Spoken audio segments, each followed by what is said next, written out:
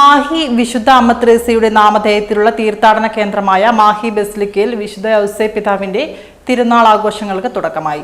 Basilica rector father Sebastian Karakkad പതാക ഉയർത്തി. തുടർന്ന് തിരുസ്വരൂപ പ്രതിഷ്ഠയും നടത്തി.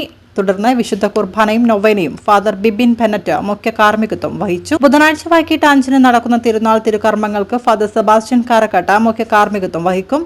തിരുനാൾ ദിനമായ വ്യാഴാഴ്ച രാവിലെ 10-ന് ജപമാലയും 10:30-ന് തിരുനാൾ സാഘോഷ ദിവ്യപൂജയും തുടർന്ന് പ്രദക്ഷിണവും നൊവേനയും പരിശുദ്ധ കുർബാനയുടെ ആശീർവാദവും നടക്കും.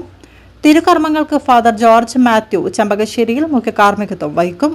എല്ലാ വർഷവും വിശുദ്ധ ഔസേപ്പ് പിതാവിന്റെ തിരുനാൾ ആഘോഷപൂർവ്വം മാർച്ച് 19-ാം തീയതി മാഹി ബസിലിക്ക ദേവാലയത്തിൽ ആഘോഷിക്കാറുണ്ട്.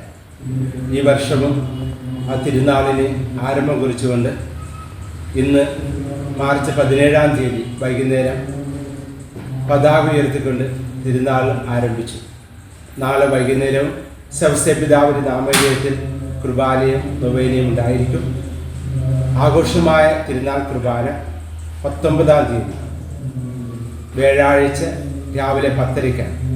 അന്നേ ദിവസം ആഘോഷമായ ദിവ്യബലി, ചെറിയൊരു പ്രദക്ഷിണവും ദിവ്യകാരണ ആശീർവാദവും അതിനുശേഷം നേർച്ച ഭക്ഷണമുണ്ടായിരിക്കും.